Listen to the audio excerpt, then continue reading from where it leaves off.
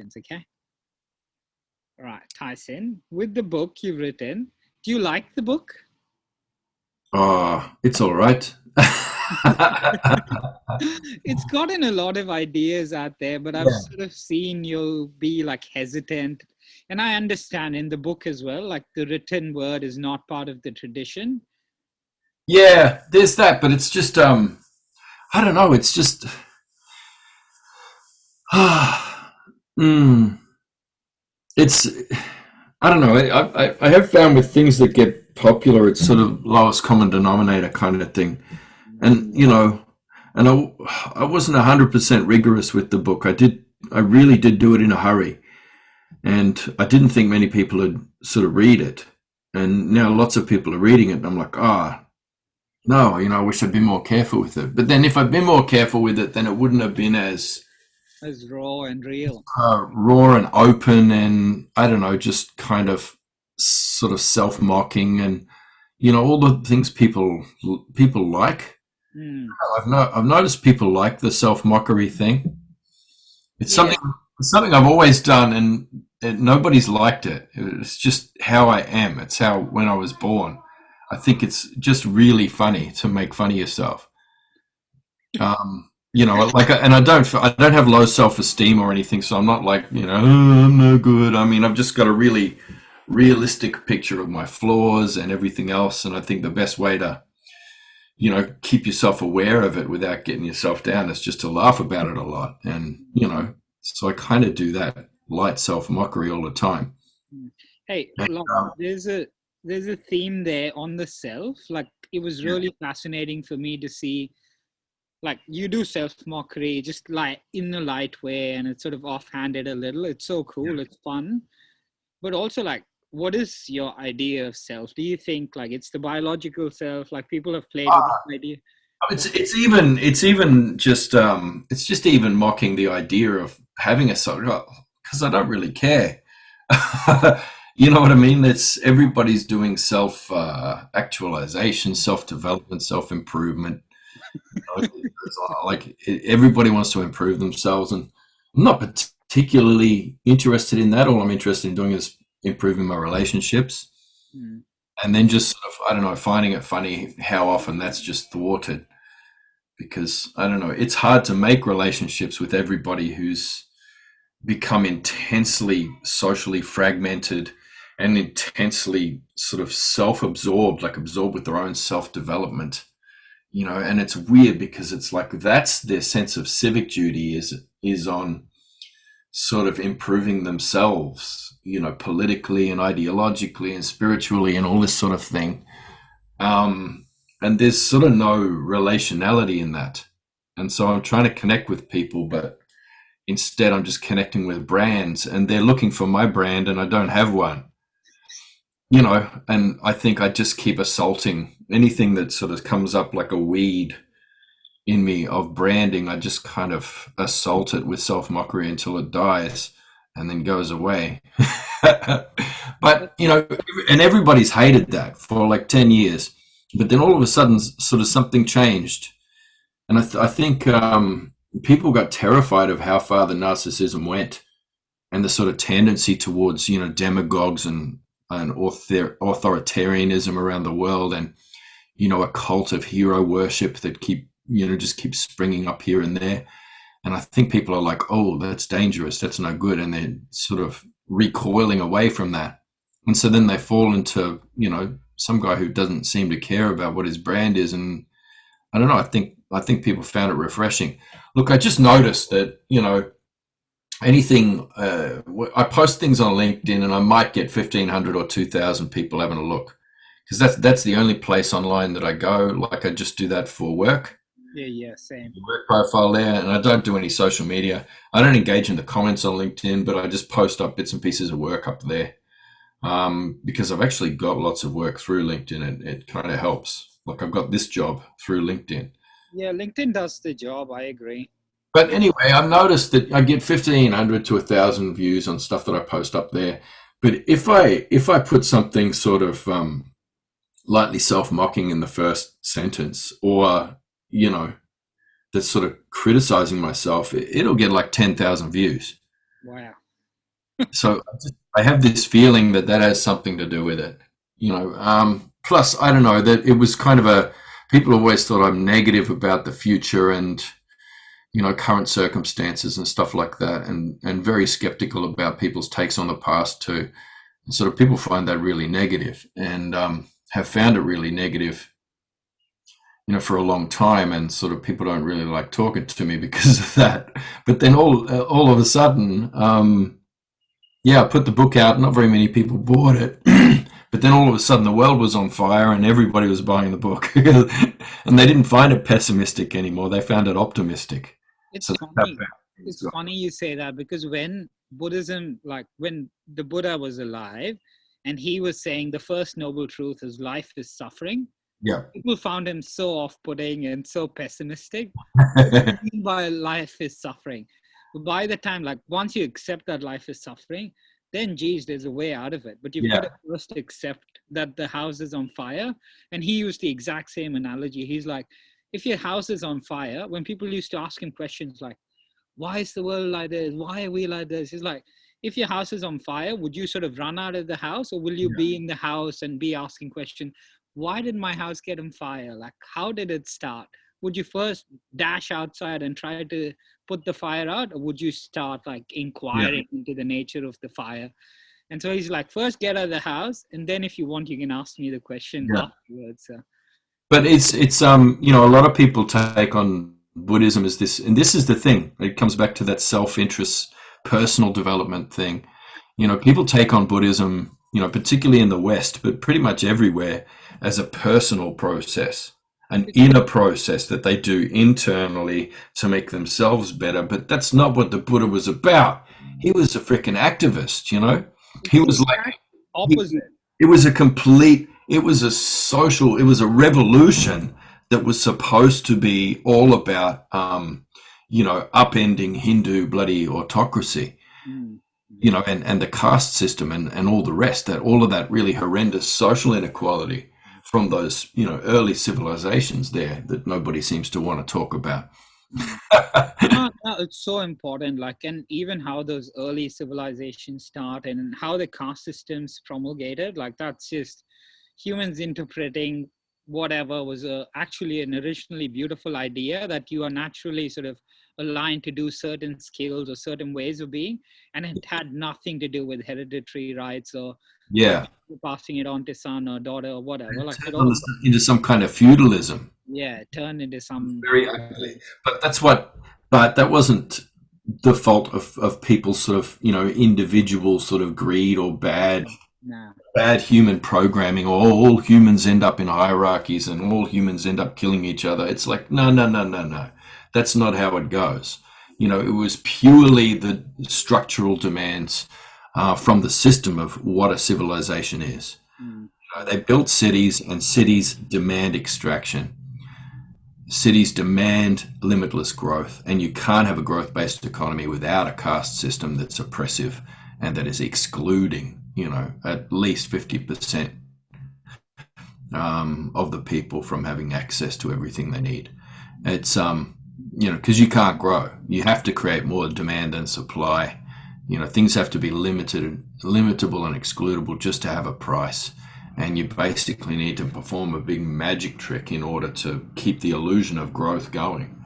And you have to extract more and more from further and further afield. And you have to have an empire, and it must continue that way until it collapses.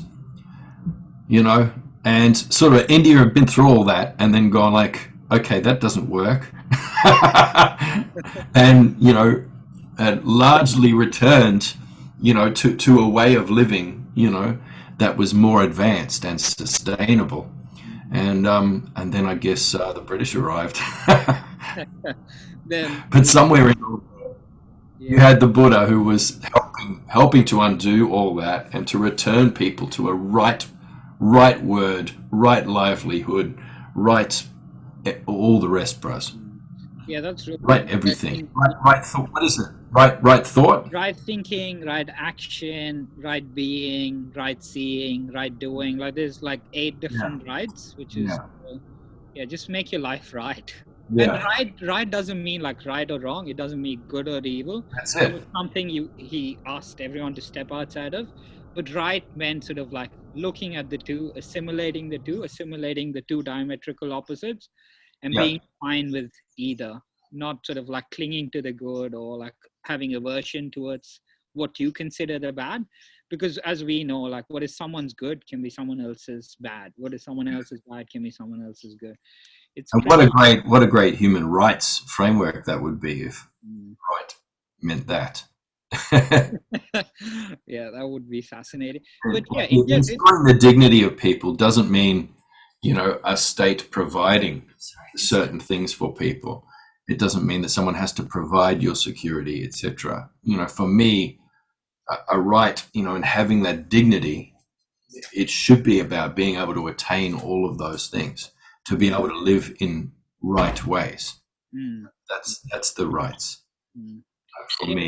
I mean, basically the liberal human rights framework we have all around the world at the moment, which is either violated or it's maintained or upheld, or really weird combinations of both, which you see in the United States and everywhere else. These rights frameworks, they're based on the individual. Human rights is always at the individual level and not the community level, and that's because the framework was invented after the French Revolution, and they were trying to decide whether or not Jewish people were humans and therefore could have human rights. Mm, And they ended up with the decision that all right, Jewish individuals can have human rights, but not Jewish communities. So basically, anybody's allowed to leave their community and assimilate into a larger kind of national identity. Anybody's allowed to do that and then enjoy their rights, but you can't maintain, a community identity and still expect to have rights. And so that's, yeah. Hey, I was reading this thing about like the network self. I don't know if you've seen the network self theory sort of emerging. Instead of like, we know the ship of Theseus and all those like thought experiments where you strip something, Mm. remove each part, build a whole new ship by Mm. stripping every part of this ship. Is it still the original ship? What happened to the original ship? What is the ship like? And the same thing with humans. If you can take the prince and pauper thought experiment, if you can take the consciousness of a prince and put it into a pauper's brain, like, but both those frameworks sort of see humans as like this body as the container, and the self being either the consciousness or the body, but it's just this sort of like framework, the physical framework. And but then the network self sort of looks at more the relationships.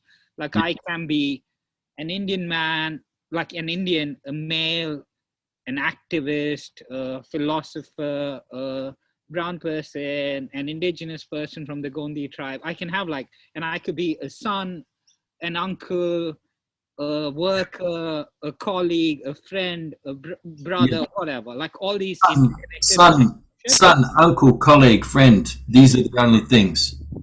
Your actual identity is in your relationships, in your unique web of relationships, and as long as you retain that, it doesn't matter what gets taken off the ship.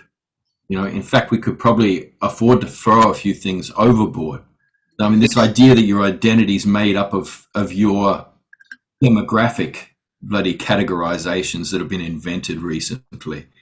You know, the idea that it's I'm male, POC, ding. What I mean? Indigenous, ding. You know what I mean? Like this idea that you have these little group identities, and somehow your unique mix of intersectionalities makes you who you are, the fabulous thing that you are, and comes with some kind of score for different things. In terms of a high score for accessing goods and services, or a low score, but usually that'll be offset by, I don't know, cultural capital or political capital or whatever in certain circles. It's really weird. I don't know. To me, that's just part of everybody's sort of Facebook wall. Their digitized, individualized identities. Like I see that kind of identification arising out of, just complete narcissism in a void of cyberspace. There's these sort of cybernetic identities that are based on your algorithmic demographic profile. It's, this ethnicity, this skin tone, these color eyes. It's like, what the hell? Are we going back to the 1600s? Not even. They weren't even racist in the 1600s. 1700s, 1800s. Are we going back to there? It's like, no, oh my God. Oh, well, yeah, all right, let's do that then. But it's just, to me, yeah. I think you brought up Ship of Theseus when I mentioned the Swamp Man Yeah, yeah, our thought experiment where a dude's in the swamp and he gets struck by lightning and completely obliterated down to atoms. But simultaneously, there's another lightning strike that somehow, by some miracle, reassembles him with different atoms. So he's been obliterated over here, but he gets completely a replica of him gets recreated over there, complete with all his memories and the same DNA and everything else. Is he still him? yeah. That's the question. That's the And million. all I would ask is, does he retain his relationships? If he does, then he's still him. If all his relationships were maintained in a rock, then that rock would still be him. You know what I mean? Yeah, and Because that's the whole that's the whole idea of like reincarnation in the Indian way of looking at the world is like your memories, your web of relationships that get carried over to the next life, so to speak. And right. You've got to live them out in a different way. And there's all these fascinating stories of how like a monk who was supposed to always be like a pilot or whatever, like something weird, and they could not fulfill that destiny in that sort of phase of their life. And then they That's the became, livelihood part. But the relationship, do you keep encountering the same people? yeah, yeah, unless Okay, you so work. you retain your relationships without the like the arbitrary identity markers from the previous iteration. All Exactly. right, that's cool. Yeah, That's and pretty cool. the Are you fascinating. still you? Are you still you when you come back round? So I don't know. It's a question worth asking. Like the question we ask, I don't know if you've sort of done this kind of thought experiment or play. And it's not even a thought experiment. It's actually like looking at your own life because we take and one of the practices sort of like we do as youngsters entering education especially is called Vidya Ramba, which is Mm. literally it means commencement of education. And you sit with your family, you sit with your kith and kin, and in that moment you disavow your relationships. I don't know how you would look at it, but you basically look at your mom and you say, "This is not my mother." You look at your father and say, "This is not my father." You look at your brothers and sisters and say, "This is not my brothers and sister." And then you expand your mind to say, all elders are my mothers, like all like life on the planet is my kith and kin, Mm. and all sort of beings on the planet are my immediate family. You expand, like at least hypothetically in your mind, Mm. because education is empowerment, whatever, like true education, not the education that gets pumped out in schools today. But can you sort of like have an unlimited identity? What you're saying essentially, like don't identify with this demographic or with this race or this particular culture, but can Mm. we have a universal worldview in the beginning? So I'm actually intricately connected to all life. And then sort of like, okay, yeah, this is my mother, this is given birth to me, this is my father. And then you reintegrate those relationships back.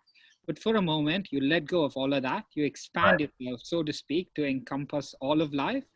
And then you're like, oh, yeah, no, this is the lady who gave birth to me. So I attain that relationship. It is like a rite of passage for us to get into education. Yeah. Well, you're going through a little death. It's kind of like an initiation in a way. And I think, with most of our indigenous cultures, particularly in the southern hemisphere, it's always been about experiencing that kind of death, of the child dying, and that death is when you kind of realize that you're not special, Hmm. Yeah, yeah. and We have this yeah, thing, we have this word. but you belong to something special, and that it's a hard thing to take on. And I guess that feeling of completely losing your family and your identity for a moment would be like that death.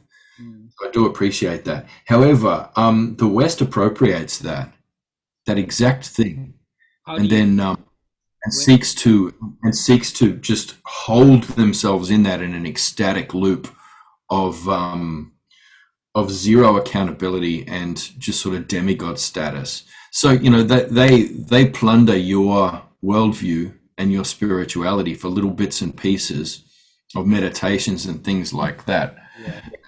and then assume that in 5 minutes they're all bloody junior bodhisattvas or something, and that they can, and that they've achieved universal oh, I'm a child of the universe because I've got a toe ring.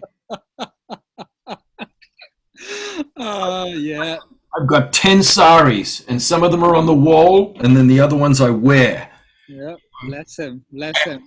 Yeah, and now I've got a nose ring, and I'm truly a child of the universe. And and they just sort of stay in that ecstatic loop. But it's not just them; it's all the people who make all this tech. They're all obsessed with this idea of uploading their consciousness via satellite somehow to the cosmos and becoming like these demigods. But then the individual Disembodied forever and just sort of look down on the world as a kind of park filled with primitives. It's this transhumanism. In Russia, it's the cosmists, and that was weird. It came out of their orthodox religion. This cosmist kind of thing that is really transhumanist, and it's something that's quite, I don't know. I think it's unique to the Northern Hemisphere, but they've managed to transport it fairly well to the minds of a lot of people down this way. they've made like this whole new age movement has like totally taken over what are some really deep practices. The idea that you're not the limited self is not something that's given to you like on a teaspoon or on a platter saying, oh yeah, I'm not the self, I can do whatever the heck I want. It's something that you sort of like go through all of your life working with it. And it's an inquiry that occurs in relationship with other people.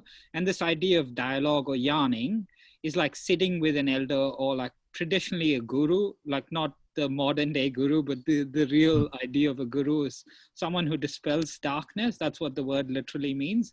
And you spend years together trying to understand how this limited body-mind complex is not you.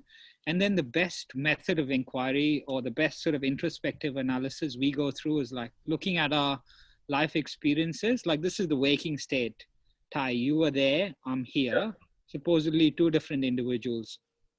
But we also, if you think you are Tyson, like you also go through a dream state.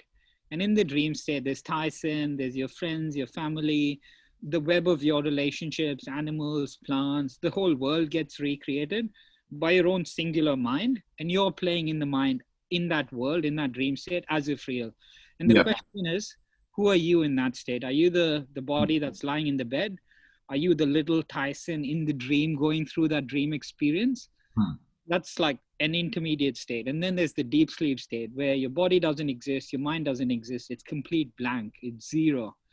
We sort of say that's perhaps the closest to your unlimited true nature of being. Like you're in touch with your innermost core, and that's where you get the charge for the next day. And when we have a crappy night's sleep, that's why we can't function in the world, because you haven't connected deeply to the source and returned in a way to nothingness. And we sort of ponder over questions like, when the next morning you have your breakfast waiting, you have your coffee waiting, if you're rich, you have certain more luxuries waiting for you. But why do you want to continue to remain in that state of oblivion? Why is it so desirable? Why does everyone want to go back to sleep? It's a little bit like death. Why are we so into this nothingness? And so that sort of removes the idea. I think people feel pain from their dysfunctional relationships in the world, with humans and non-humans. They're feeling pain at the genetic level for not being an organism in a habitat in relation as they're supposed to be. They're not in their ecological niche as a custodial species. They're not in relation with a very dense social network of people that you'd be very familiar with and that I'm very familiar with, but it's just a mystery to most people. And I guess they just want to get away from that pain. And one way to escape is in, and what I mentioned before, that ecstatic loop. And they can find an ecstatic loop there, and and they will find it. I mean, and it could even be doesn't even have to be ecstatic. You can find a negative, a really crappy one. You can find a loop of pain. You can, self-harm. You can, go into cycles of depression. You can push yourself into these things. You can go into cycles of rage. You can, you can, disappear your focus into a fetish, Mm. keep just satisfying, going in cycles of, enacting it, and then, coming out, doing what you need to survive, then going back in, and then you're in your dungeon. And Flipping things onto each other and hitting each other with sticks or whatever the hell you're doing. It's just weirdness. You can tell when things are right. You can tell when things are wrong. And to get back to your perception thing, I guess that's the difference between, just a random rubbish dream, which we have a lot of trash dreams. There's a lot of noise, but then there's signal, a true dream. And a true dream is usually something that is either in the world of spirit or in the tangible world.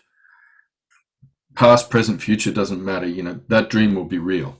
Mm. It'll be a communication with somebody that's happening in that moment in the present, spirit side or earth side, or it will be something that's going to happen, or it'll be something that has happened that you might not have seen before, and that's a true dream.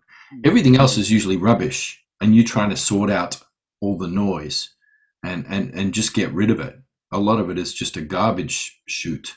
Yeah, it's true, but like it's fascinating how even like Western psychologists, like Freud has taken a very individualistic, narcissistic view.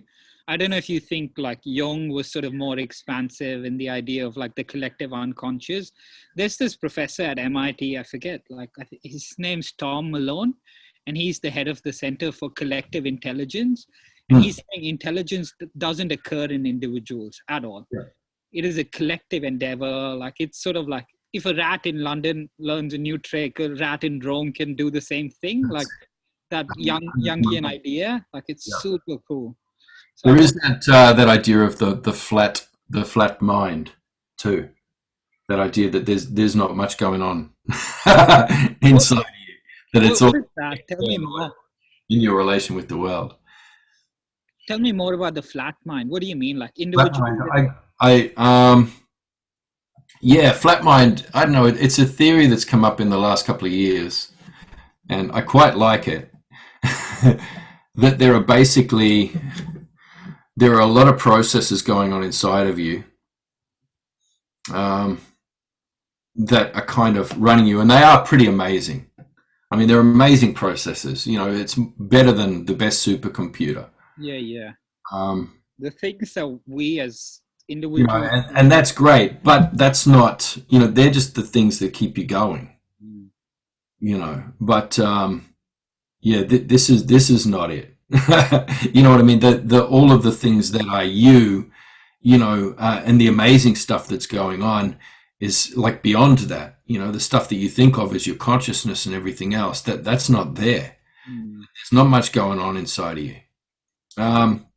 So anyway, if you look that up, the mind is flat. You'll see there's quite a few people talking that up. I think there was a book that came out last year. I'm trying to find the author. I can't remember his name, but oh good. I'll look him up. But the flat mind, I don't know. It's a lot of people find it really bleak and it depresses them, but I find it amazing because it means, well, so your mind, it sort of aligns with what I know from my culture is that, your mind's not just yours and it's not brain bound or even body bound. It goes right out. People think they're holistic thinking about a mind-body connection, but that's still in this illusion of self. Yourself is your web of relations, and it is unique. You are amazing. That's awesome. But you are not this thing contained in this little, package of mostly parasites and water held together with a bit of DNA, Even that parasitic limited being has an extensive people reach. Like when people come into like the house, they can already smell you. They can already sense your presence. Does your body extend out? Sure, it does. Do the chemicals? Yeah, your body itself is made up of parasites and bacteria from the environment around you, and the more sanitary that is, and the more sedentary you are in a sanitized space, the less of you there is in terms of your body. And if we're locked in these rooms all day, which is what I am right now, talking to you, and I will be until about 11 o'clock tonight, like just doing interviews like this, I'm diminishing, rapidly, just my body, but also my relations. 12 black cockatoos flew over last night in this changing time of seasonal change. We've never seen that many in Melbourne before. It's a big deal, like since we moved here. And, black cockies, that's something I associate totemically with home, like 3,500 kilometers to the north, and just seeing them there and they're so sort of Jurassic, they're like kind of thing. The noise they make, and they're big, and they fly like whoomp, Yeah, whoomp, whoomp, like a turtle or something. They're amazing. They're not like them little white cockatoos. Big black cockatoos. Over they go. I should be out there right now following that sign. Because there are other seasonal changes going on right now, and I'm missing them. There's different things happening with wind and cloud. There's different things happening with the tides, at the coast, which I'm not that far from. I could walk to the coast in, I don't know, a couple of hours if I felt like it right now.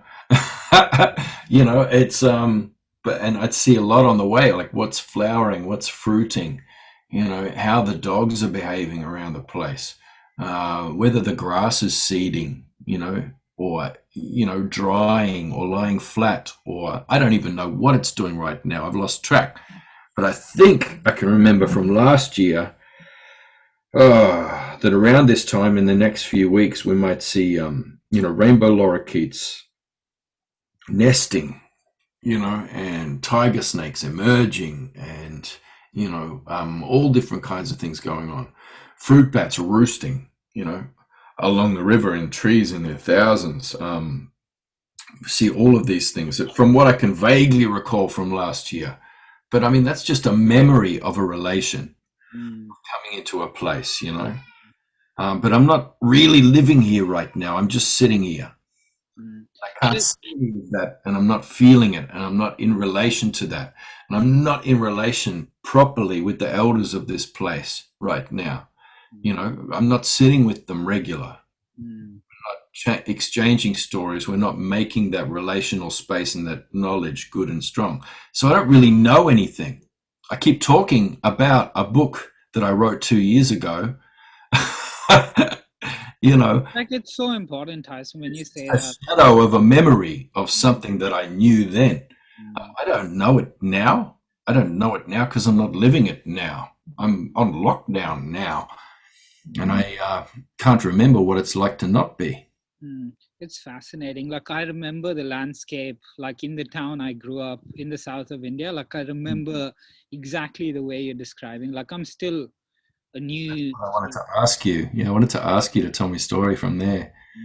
Right. What's the land? What is the land like, and how is that still expressing itself for you so far away? Probably use some of that skill set. Yeah, it's fascinating. Like I never thought of it so deeply until like the last 3 years when I've sort of lived for an extended period. And the lockdown, like every year I spend 2 months or 3 months in India, connecting back to the land, connecting back to the roots, but I couldn't do it last year. I Yeah. don't think I'm able to do it this year. And I can really hear the land calling. Like I can hear signs, even here, like the signs pop up. Like I have a connection of sorts with like bats. Yeah.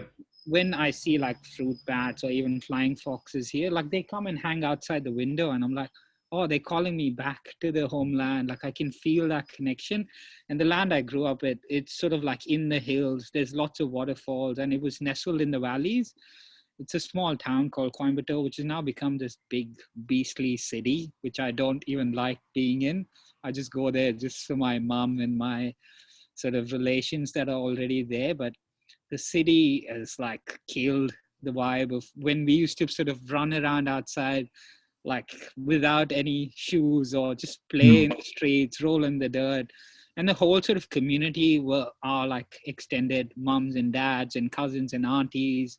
Like my family comes from the north, but I was settled in the south. And so it's a whole another language. It's a whole another food culture. It's a whole another way of dressing, of being, of talking. But we got adopted into our neighbor's family who were traditional South Indians. So we Right. used to eat like them. We used to eat like this. And mom's place.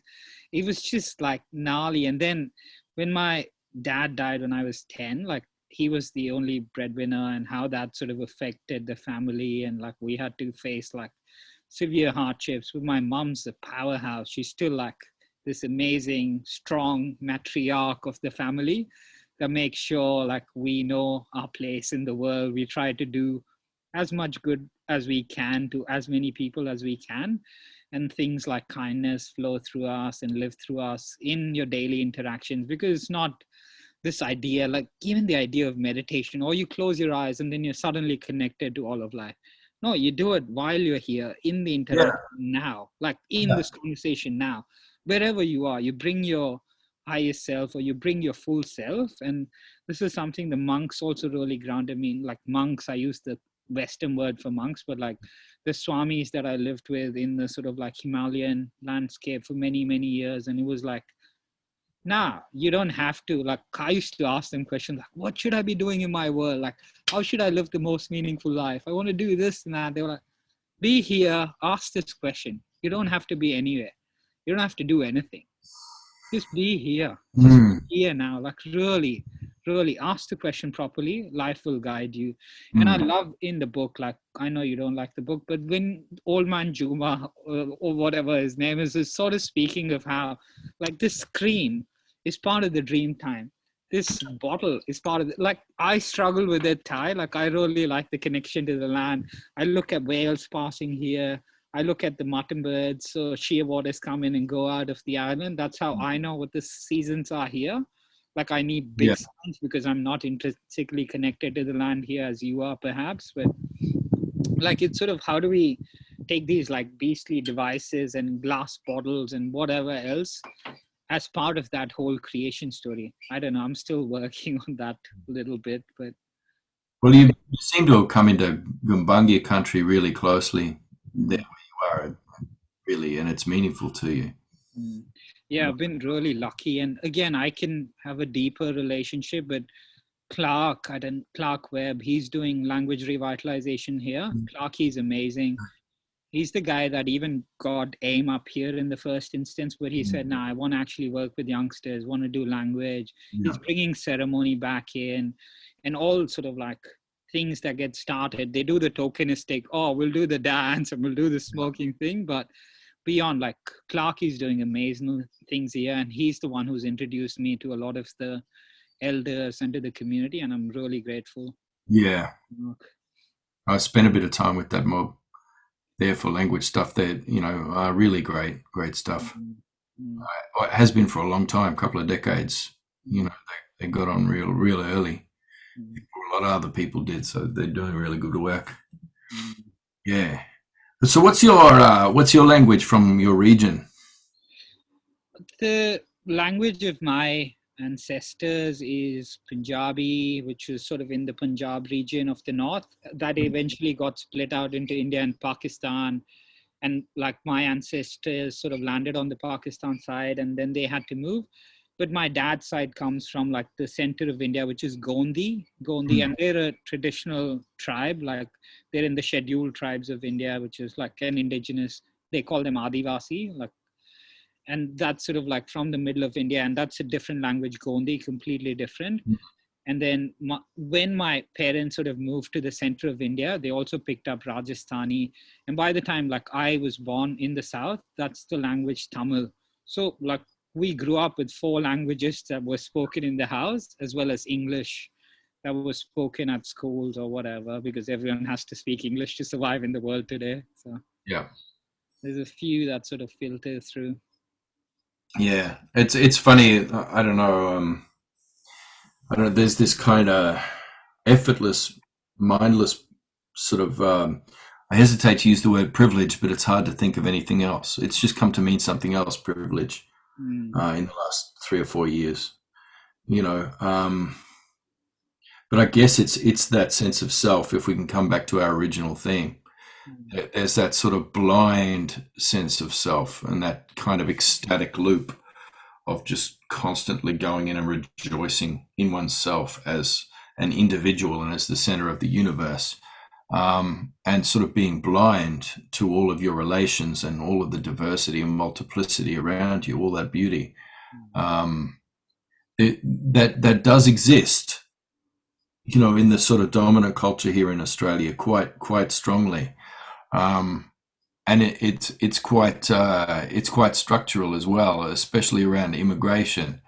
So I can't tell you how many cab drivers I've met from your part of the world who are like, I have a degree in medicine and a master's of business administration. I speak 6 languages and I'm a pure mathematician. I'm driving this cab now, But Cheryl from Mudgee, she's like the deputy CEO of. Oh my goodness! I don't know how this world is playing out. Like, and she's like, she never got educated past year 10. She only speaks 1 language, and she's like, very suspicious of people who are educated, and kind of like, you don't need all that book learning, life experience, mate. School of hard knocks. That's I got a doctorate from the University of Life, mate. The University of Life. Don't need an MBA in bloody. Don't need an MBA. Don't need cab, mate. And she's got 3 houses and 4 jet skis and a quad bike, and 5 very big dogs that cost her $6,000 each. And she's complaining about how tough she's doing it right now, how tough life is now that taxes have gone up or something, or interest rates have dropped or risen or whatever. It's like, calm down, Cheryl. Just relax, darling. So how I know you have some ideas, Tyson, and you can say, nah, I've got none. But how do we sort of get out of this loop of people sort of feeling this idea of? I just think it has to play out. Look, I think there's a critical mass of people, and it's growing all the time. People who desire connection and relation, and not just with humans, but with non-humans, and to reconnect with landscapes in the same ways that you and I are familiar with. A very strong, committed zeitgeist of people, and a critical mass who are doing that work. And I guess it's the job of people who, who already live within those connections. It's our job to share that and to help bring them back under the law of the land. And that's all we can do. And we can keep the stories alive so that the memory of how to be in right relation in the world, survives whatever's coming. Works of good relations, within that big sort of global critical mass of good thinking people, of right thought people, that that those things will endure, beyond into some next generations. Hey, Bruz. All right. I've got I've got a martial arts class. Martial arts class? What are you doing? Taekwondo or something? No, I'm doing that stick fighting from the Philippines. Oh yeah, what's it called? That arnis. Oh, sweet. Enjoy Filipino stick fighting. I will indeed. Anyway, I got to get going. I'm a minute late. He's going to Thank you, Ty. Really appreciate our time together. No worries, brother. Look after yourself. Good job.